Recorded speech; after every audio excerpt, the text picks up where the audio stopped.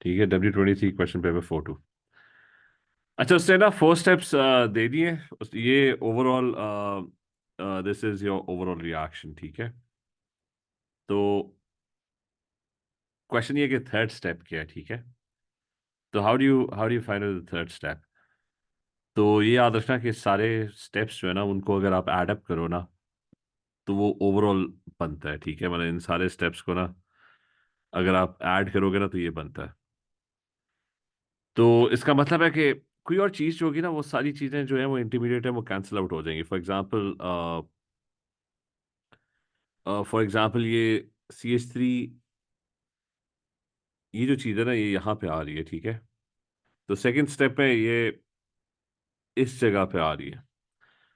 तो ये इंटरमीडिएट है, ये कैंसिल आउट हो जाएगा जब आप चीज़ों को ऐड करोगे ना। जो चीज़ राइट और लेफ्ट पे होती है वो कैंसिल आउट हो जाती है, ठीक है। तो ऊपर जब when you add them up, तो ये चीज़ ऑटोमेटिकली बाहर निकल जाएगी, ठीक है। खदीजा, ये क्लियर है। Yes sir. तो इसका मतलब ये है कि इससे अगली जो चीज़ है ना, ये चीज़ यहाँ पे आ रही है। ये मेरे ख्याल से ऊपर ओवरऑल इक्वेशन में तो कहीं पे भी नहीं है। तो अगर ये यहाँ पे राइट साइड पे आ रहा है, तो इसको लेफ्ट साइड पे भी आना चाहिए, तब वो इवेंचुअली कैंसिल आउट होगा, ठीक है। तो इसका मतलब है ये जो चीज़ है ना, ये थर्ड स्टेप में होगा। ये CH3 COH और डबल बॉन्ड CH2। खदीजा, ये क्लियर है। Yes sir. तो ये कैंसिल आउट हो जाएगा। अच्छा, फिर और क्या चीज़ है। और ये चीज़ है कि हाँ, अब और ये चीज़ है कि एक और इंटरमीडिएट है जो कि शो अप हो रहा है इसमें, जो कि अभी फिलहाल कैंसिल आउट नहीं हो रहा। वो ये है मेरे ख्याल से, ये जो चीज़ है ना, ये ओवरऑल इक्वेशन में तो कहीं पे भी नहीं है ना। तो इसका मतलब है कि नहीं, ये कैंसिल आउट। एक सेकेंड, CH3 हाँ, ये तो कहीं पे भी नहीं है ना, और कहीं पे भी नहीं है ना। अच्छा, ये चीज़ जो है वो और कहीं पे भी नहीं है, तो ये इसको कैंसिल आउट होना चाहिए। तो इसको मेरे ख्याल से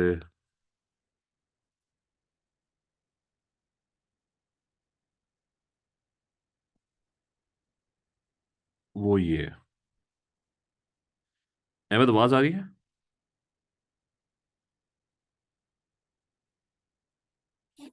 अच्छा, वो यहाँ पे होगा। लेकिन और भी चीज़ें नोटिस करो कि और क्या चीज़, अब इसको ज़रा एड अप करो ना कि ओवरऑल इक्वेशन बन रही है ऊपर वाली। मतलब हमारे अ, अगर मैं सारों को ऐड अप करूँ ना, तो H+1 तो बराबर है। H+1 इस साइड पे, राइट साइड पे 2 है, तो लेफ्ट साइड पे 1 है। तो वो कैंसिल आउट होके ना, वो फिर एंड में एक ही आएगा, H+1। अच्छा, I-1 मिसिंग है, कि I-1 आना चाहिए आपके प्रोडक्ट में। कहीं ना कहीं I-1 आना चाहिए। तो वो आई गेस, अच्छा, और लेफ्ट साइड पे ना I2 आना चाहिए। तो वो कहीं पे भी नहीं आया। वो मेरे ख्याल से ये थर्ड वाले रिएक्शन में होगा।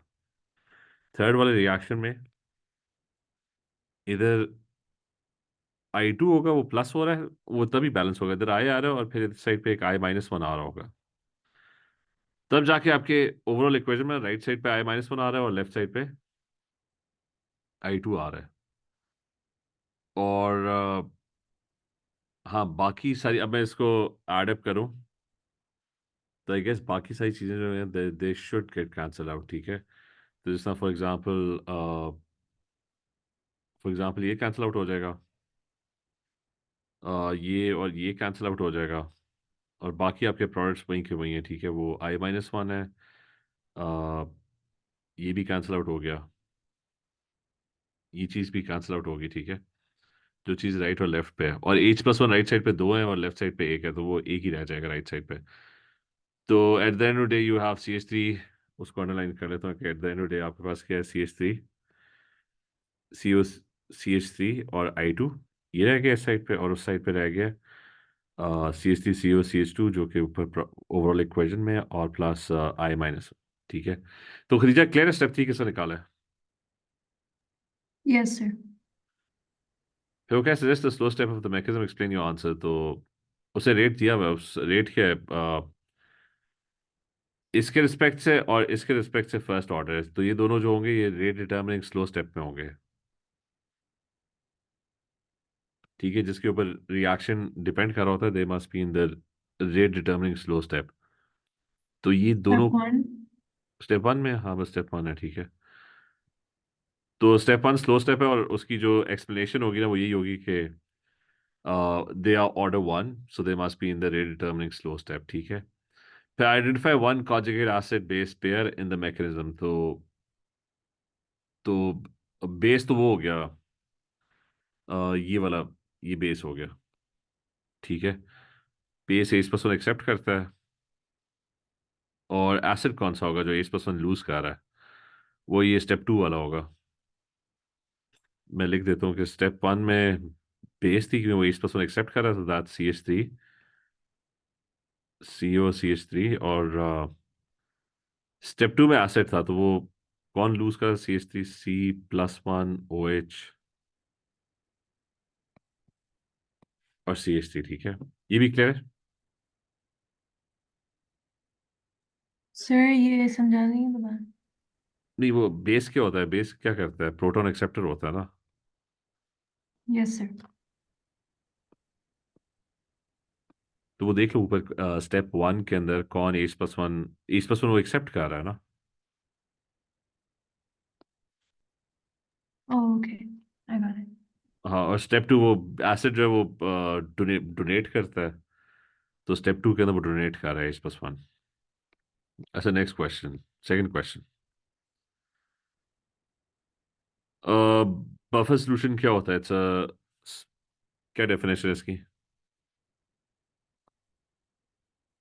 It resists pH changes when a small amount of acid or alkali is added. ठीक है, बस ये फिर उसका right equation to show how the solution acts as a buffer when the named substances are added. अब buffer के अंदर ना दो चीजें होती हैं, एक एसिड होता है जो कि दिया हुआ है, और एक उसकी कॉन्जुगेट बेस होती है। तो जब आप बेस उस बफर सॉल्यूशन में डालते हो ना, साइनोवेज डाल रहे हैं, तो एसिड रिएक्ट कर जाता है उसके साथ, C6H5 COH जो है ना उसका जो वो H+ रिलीज करता है, वो उसके OH आयंस के साथ रिएक्ट करके इट विल फॉर्म वाटर, और पीछे सॉल्ट बन जाती है, दैट C6H5COO-1 और Na+1। और जब आप एसिड डालते हो, जैसे नाइट्रिक एसिड डाल रहे हो, तो फिर जो कॉन्जुगेट बेस है जो कि ये सोडियम बेंजोएट है, उसके अंदर COO-1 आयन है, तो वो जो बेस है वो H+1 एक्सेप्ट कर लेता है, और वो बन जाता है C6H5, और पीछे आपके पास रह गया NO3-1। अगर मैं इधर Na भी डाल दूं, Na स्पेक्टेटर आयन है, ठीक है, वो वैसे कुछ नहीं कर रहा, तो अगर मैं Na, तो यहाँ पे फिर आपके पास NaNO3 हो जाएगा सोल्यूशन में। ठीक है, तो ये दोनों इक्वेशंस, ठीक है, एसिड जो है वो NaOH के साथ रिएक्ट करेगा, और जो कॉन्जुगेट बेस है वो उसके साथ रिएक्ट करेगा। फिर अगला पार्ट है कि calculate the each percent concentration and ये बेंजोइक है, and the benzoic acid concentration in the buffer solution described. Use expression of Ka to calculate the concentration of show your क्या कह रहा है? Use H+1 concentration and the, अच्छा उन दोनों की concentration पता है, वो यूज करनी है, और K का एक्सप्रेशन है to calculate the concentration of वो जो बेस डाली है ना वो निकालनी है, ये बेसिकली क्वेश्चन है, ये निकालनी है। तो रिमेंबर कि जब भी आपके पास बफर सोल्यूशन होता है तो बफर सोल्यूशन हैज उसके अंदर इक्विलिब्रियम होता है बेस और एसिड का।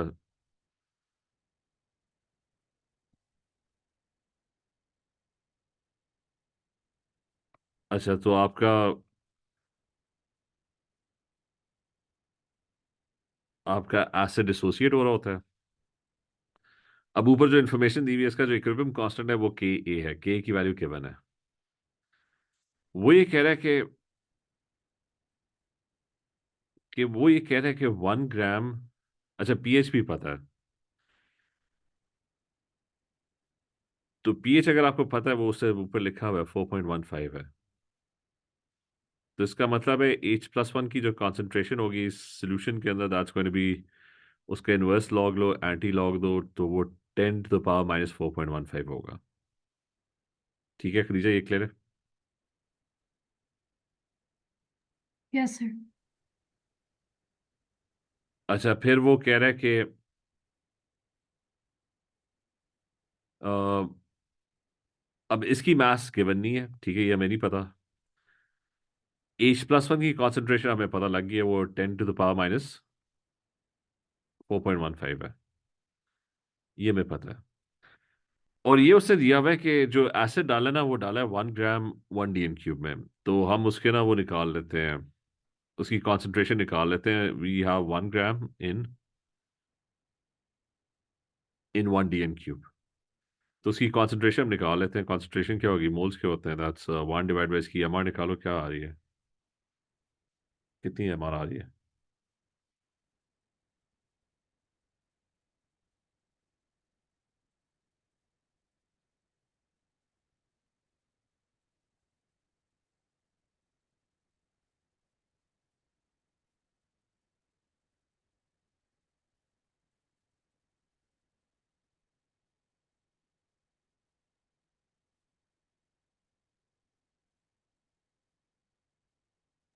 122.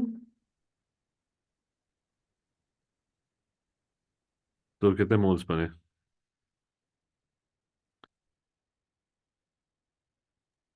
8.19 times 10 power minus 3. और ये मोल पर DM³ ही होगा क्योंकि 1 DM³ में ही है, ठीक है। ये भी मोल पर DM³ ही था। अच्छा, एनीवेज, अब कॉन्सेंट्रेशन निकालना कोई मसला ही नहीं है। के का एक्सप्रेशन क्या होगा इसका इसका product concentration, so it's going to be x multiplied by 10 to the power - 4.15, ये प्रोडक्ट्स हो गए, डिवाइड बाय रिएक्टेंट्स जो कि 8.19 times 10 power - 3।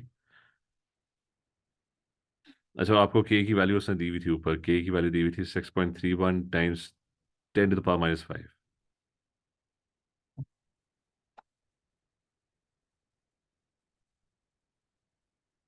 -5।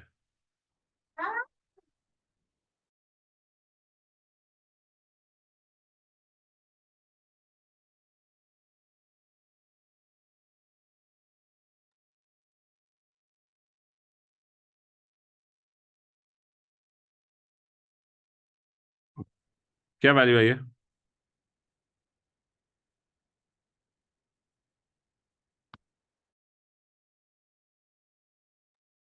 7.31 times 10 power minus 3.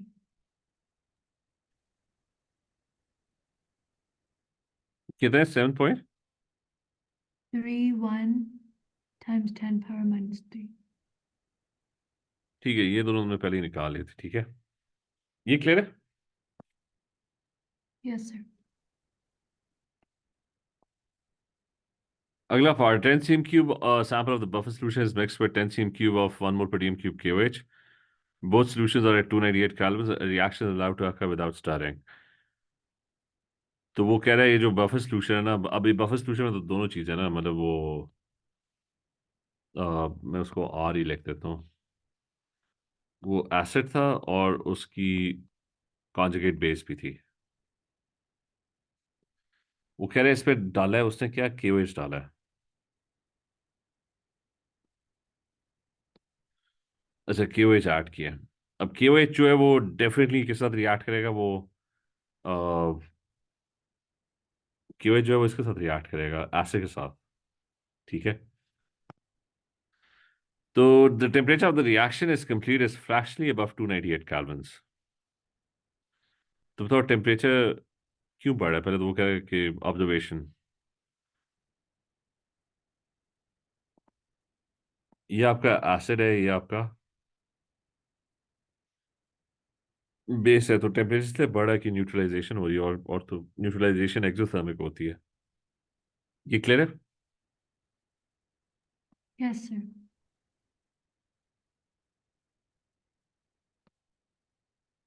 अच्छा, फिर सेकंड ऑब्जर्वेशन है कि भी वो पीएच जो है ना, वो अब पीएच चेंज नहीं होना चाहिए था, लेकिन वो कह रहे हैं पीएच 13 हो गया। उसकी रीजन है पीएच 13 क्यों हो गया।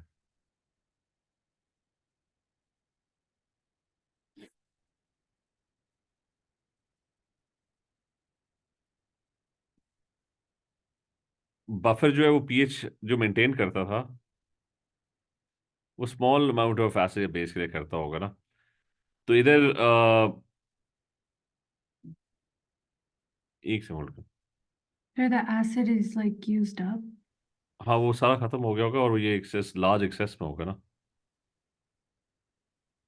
मतलब आई गेस कैलकुलेशन कितने मार्क्स है, कैलकुलेशन करने की जरूरत नहीं होगी। तो वो लार्ज एक्सेस में होगा, तो केओएच ने कंप्लीटली उसको खत्म कर दिया होगा, इंस्टेड ऑफ कि केओएच खत्म होता, वो एसिड ही खत्म हो गया, ठीक है। एक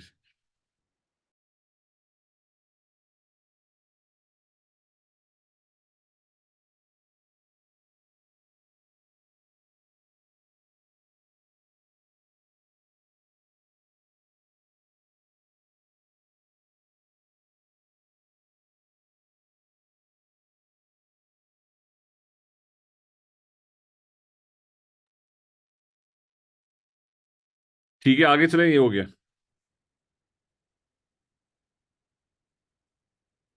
अच्छा, अगला पार्ट ये सॉलिबिलिटी कैलकुलेट करनी है, उसने calculate the solubility of this in water. तो पहला पार्ट तो ये कि डिसॉल्व करने में ये Mg C6H5।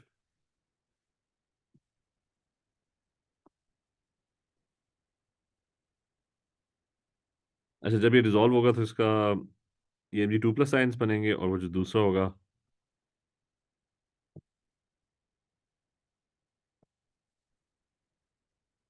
और ये दो बनेंगे।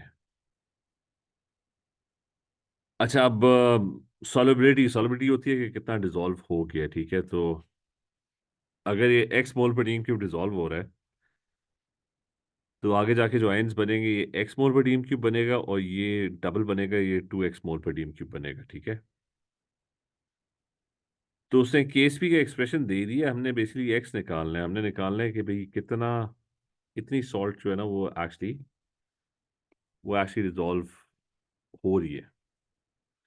तो हमने हमने सॉल्ट का निकालना है कि ये एक्स की वैल्यू क्या है।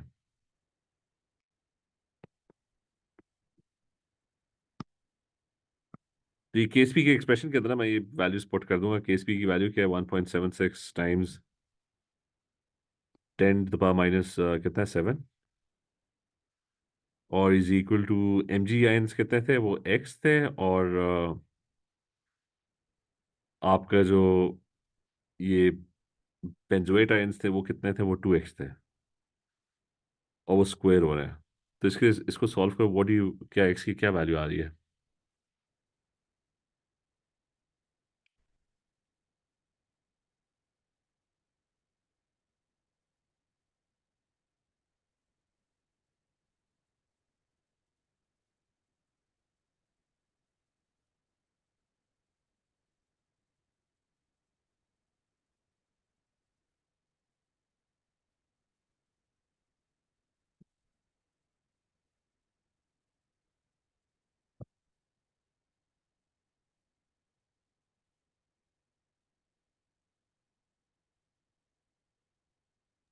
3.5 times 10 power minus 3.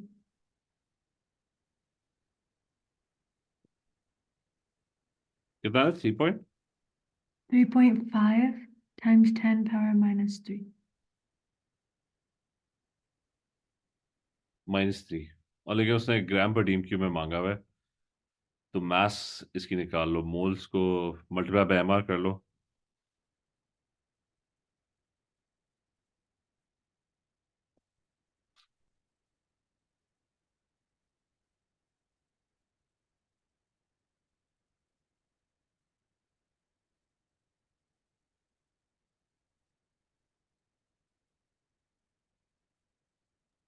0.93.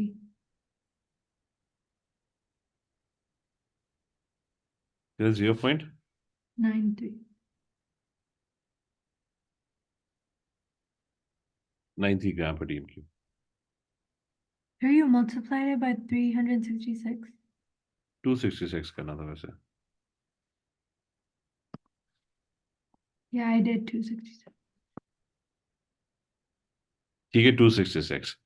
अच्छा, अगला है कि an excess of this is added to a sample of MgSO4 at 298 kelvins.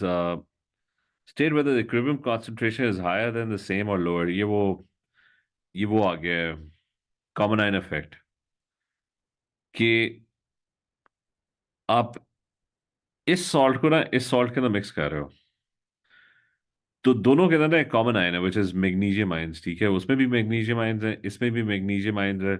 तो मैग्नीशियम आयंस की कॉन्सेंट्रेशन जो है ना वो बहुत ज़्यादा हो जाएगी। तो अगर मैग्नीशियम आयंस की कॉन्सेंट्रेशन जो है वो ज़्यादा बढ़ जाएगी, तो इक्विलिब्रियम के लिए शिफ्ट करेगा, वो बैकवर्ड शिफ्ट कर जाएगा। और अगर वो बैकवर्ड शिफ्ट कर जाता है तो फिर इसका मतलब है कि अ,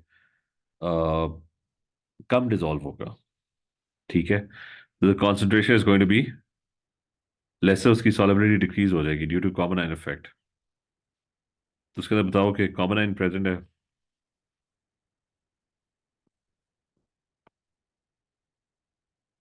और उसकी वजह से ना equilibrium shifts to the left.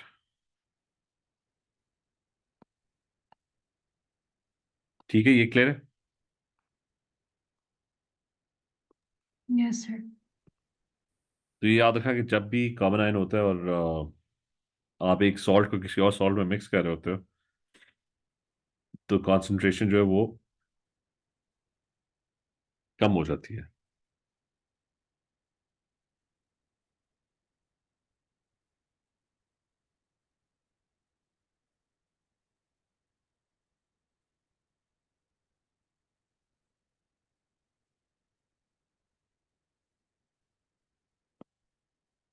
अच्छा, नेक्स्ट वन ये वो आ गया उसका।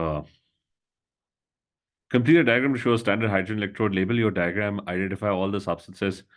You do not need to state the standard conditions। मतलब अच्छा, सिर्फ एक ही मार्क दिया हुआ है इसका। तो हाइड्रोजन इलेक्ट्रोड में क्या होता है कि बस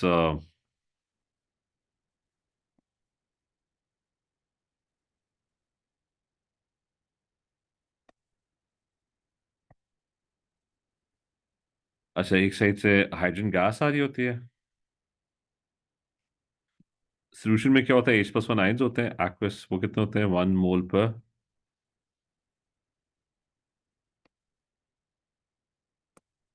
ये 1 एटमॉस्फेयर पे प्रेशर पे होती है। ये प्लैटिनम का इलेक्ट्रोड होता है, बस यही होता है।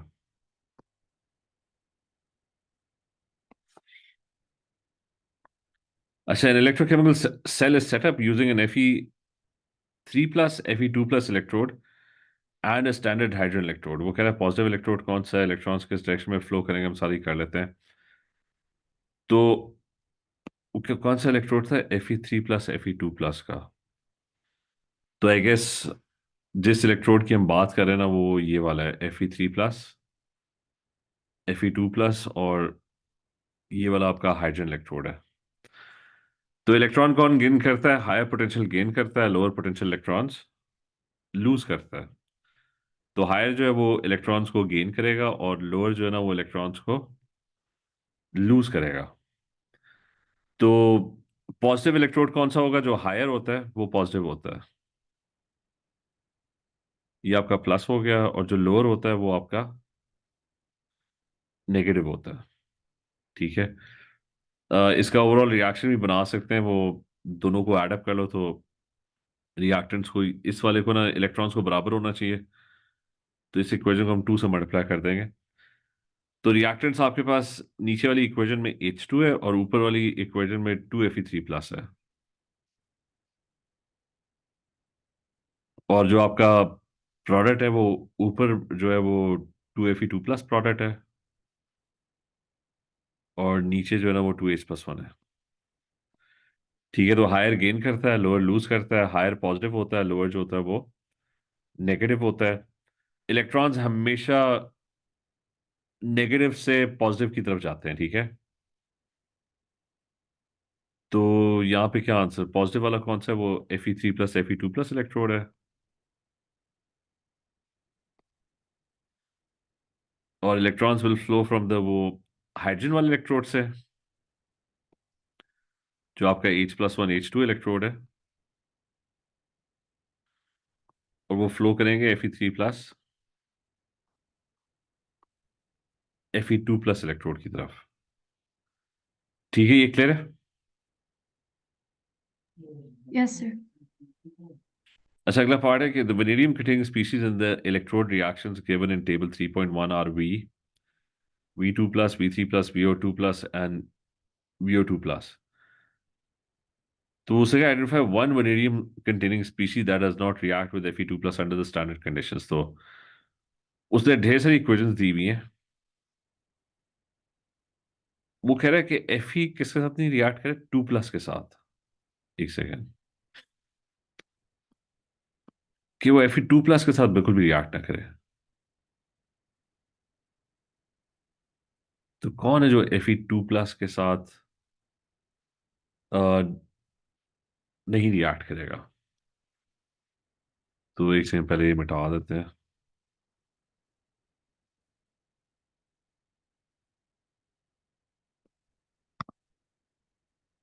अच्छा, ये वाला Fe2+ है। इससे अगर रिएक्ट करना है ना, तो इसको इलेक्ट्रॉन, मतलब इस इक्वेशन के मुताबिक ना इसको इलेक्ट्रॉन्स गेन करने पड़ेंगे। गेन कौन करता है, गेन करता है हायर पोटेंशियल।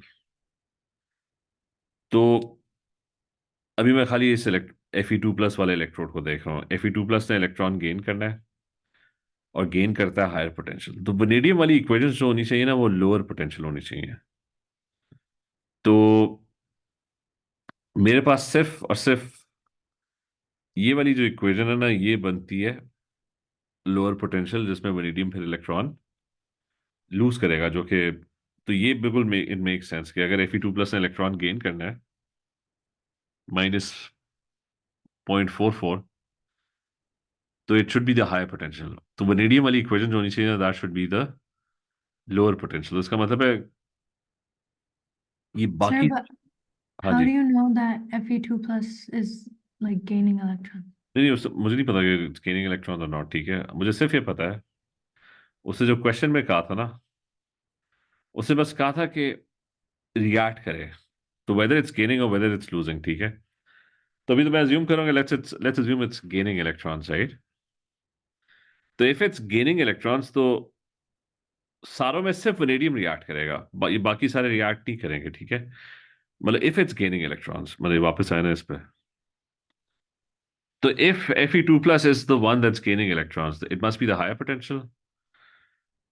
तो वो जो दूसरी इक्वेशन होनी चाहिए, that must be the lower potential, तो वो वनेडियम की बन रही है। और उस पे उसकी, उसका मतलब है बाकी सारे, बस इसको टिक कर लेते हैं। इसका मतलब है बाकी सारे जो है ना, ये तो इसके साथ रिएक्ट नहीं करने लगे, ठीक है। तो ये क्लियर है कि जब Fe2+ की गेन करने की बारी आती है, तो सिर्फ वो जो पहला वनेडियम है ना, वही रिएक्ट करेगा, बाकी कोई रिएक्ट नहीं करेगा। ये बात क्लियर है। Yes, sir. अच्छा, अब आ जाओ दूसरे पे। लेट्स से अब वो लूज करने की बारी है। तो ये इक्वेशन एक और Fe2+ की दी हुई है, मेरे ख्याल से यही दो दी हुई है। तो लेट्स से अगर Fe2+ इलेक्ट्रॉन लूज करने पे है, तो Fe2+ इलेक्ट्रॉन तभी लूज करेगा अगर वो क्या होगा, lower potential, right. Lower potential electron lose करता है। तो जो दूसरा होना चाहिए, that must be the higher potential. तो मतलब ये वनेडियम के सारे कंपाउंड्स में 0.77 से हायर पोटेंशियल कौन सा वाला है, वो ये VO2+ वाला है। ठीक है। तो और कोई हायर पोटेंशियल नहीं है। तो इसका मतलब ये कि अगर लूज करने की बारी आई ना, तो VO2 प्लस जो है वो रिएक्ट कर जाएगा, Fe2 प्लस लूज करेगा। और क्योंकि VO2 प्लस वाला जो है ना वो हायर पोटेंशियल है, तो वो गेन कर लेगा। बाकी कोई गेन नहीं कर सकता क्योंकि वो उससे ज्यादा हायर पोटेंशियल नहीं है। और वाइस वर्सा, अगर गेन करने की बारी है Fe2 प्लस की, ये जो -0.44 है, तो उसके मुकाबले में लूज से वनेडियम ही कर सकता है। ठीक है, तो ये दो रिएक्ट करेंगे। बाकी कोई पॉसिबिलिटी नहीं है। बाकी V3 प्लस, V2 प्लस और VO2 प्लस की ना कोई पॉसिबिलिटी नहीं, बन नहीं रही। ये दो रिएक्ट कर सकते हैं, बाकी कोई भी नहीं रिएक्ट कर सकता। ठीक है, ये बात क्लियर है। Yes, sir. तो कौन सा था कि वनेडियम का रहा था, और मेरे ख्याल से ये कौन सा था दूसरा वाला जो ब्लू में था, VO2 और +1 चार्ज था उसका, वो ये कर रहा था। ये सारे जो है ना बीच वाले, इनका कोई रिएक्शन नहीं बन रहा था। तो उसे identify one that does not react with, उसे बस वन कहा था एक्चुअली। तो आप V2 प्लस लिख सकते थे। ठीक है, और सिर्फ वो identify all vanadium containing species that will react with Fe2 plus. तो उसमें वो फिर तीनों लिख दोगे, बीच वाले V2 प्लस, नहीं उसे कहे दैट विल रिएक्ट, तो सॉरी वी रिएक्ट कर रहा है और VO2 प्लस कर रहा है रिएक्ट। ठीक है, और sir right equation for one of the possible reaction involve, तो वो बना लो आप। ठीक है, उसका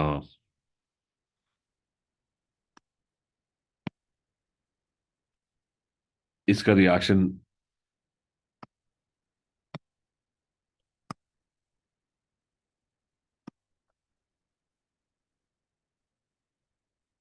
अच्छा इसका रिएक्शन इसके साथ बना लो।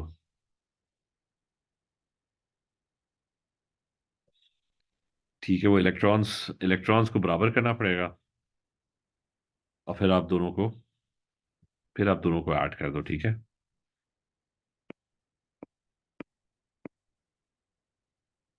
अच्छा, next part, an electrochemical cell is set up using an Fe3 plus Fe2 plus and an alkaline ClO -1 Cl -1 electrode. The concentration of Fe3 plus is 1000 times greater than the concentration of Fe2 plus in the all other conditions are standard. Use Nernst equation to calculate the E naught. वो क्या थी Nernst equation, क्या होती थी? E equal to,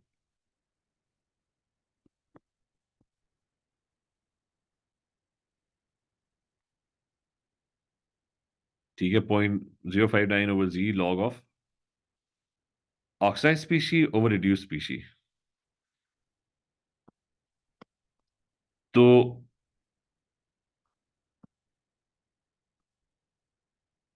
ये वो electrode है जिसकी वो बात कर रहा है। वो कह रहा है कि तो ऑक्साइड स्पीशीज होता है वो लेफ्ट वाला होता है Fe3 प्लस। वो कह रहा है इसकी कॉन्सेंट्रेशन 1000 टाइम्स ग्रेटर है compare to the concentration of Fe2 plus, जो कि अगर हम उसकी एक्स लेते हैं तो उसकी 1000 टाइम्स ज्यादा होगी। ठीक है, तो मतलब Fe3 प्लस की कॉन्सेंट्रेशन डिवाइड बाय, और जी नंबर ऑफ इलेक्ट्रॉन्स थे, नंबर ऑफ इलेक्ट्रॉन्स इस केस में 1 है। और ई नॉट जो है ना वो ऊपर गिवन है, वो मेरे ख्याल से 0.77 है। तो इसकी मुझे बताओ क्या वैल्यू आ रही है इसकी।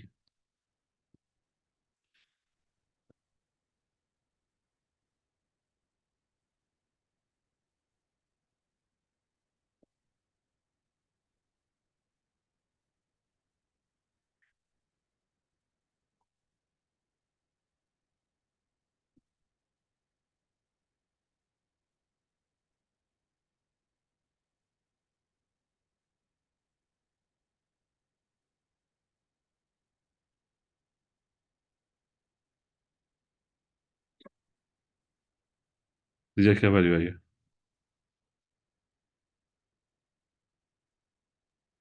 0.95.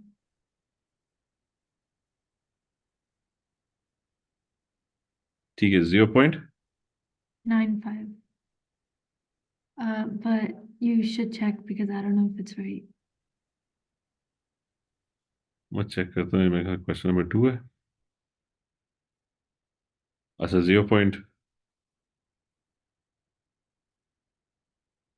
हाँ 947 है, ठीक है। Yes, sir. और 0.947, ठीक है, और फिर जाके ना वो ClO-1 ये ऊपर इक्वेशंस गिवन है। तो अब ये हुआ है कि अब हुआ ये कि वो इस सारे को हटा दें। तो बेसिकली इन दो का रिएक्शन था ना, इसका और इसका, लेकिन अब ये 0.947 है।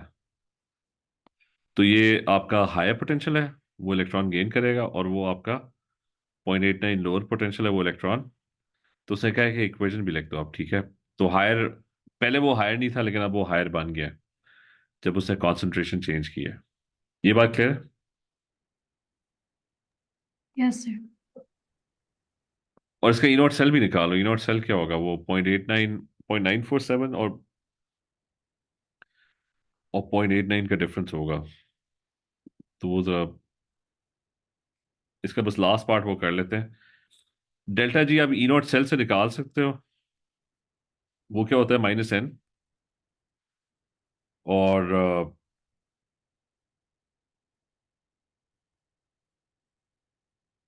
इनॉट सेल टाइम फैराडे कांस्टेंट, ठीक है। फैराडे कांस्टेंट जो होता है वो 96,500 कूलम्स होता है।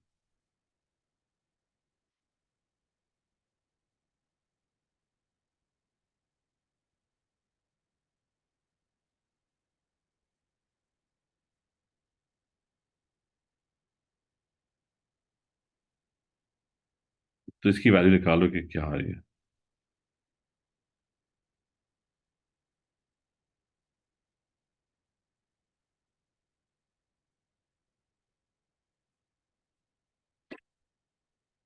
ठीक है, n मोल्स ऑफ इलेक्ट्रॉन्स हैं, जो कि अगर हम वापस जाए ना तो इस इक्वेशन में मेरे ख्याल से 2 मोल्स ऑफ इलेक्ट्रॉन्स होंगे, अगर इसको बैलेंस करोगे ना। तो वो इलेक्ट्रॉन्स जो है वो डबल हुए हैं, ठीक है, वो 2 इलेक्ट्रॉन्स हैं। तो जब आप इन दोनों को ऐड करो, ऊपर वाली इक्वेशन को भी डबल करना पड़ेगा, तो 2 इलेक्ट्रॉन्स होंगे। तो n आपके पास नंबर ऑफ इलेक्ट्रॉन्स है। ई नॉट सेल वो अभी कैलकुलेट कर लो, और फिर ये फैराडे कांस्टेंट है। और बस मेरे ख्याल से उसके बाद, अच्छा ये भी चल रहा है क्वेश्चन, ये फिर नेक्स्ट 257. कितना? 257. ठीक है, 250 Minus. माइनस आ रहा है, ठीक है।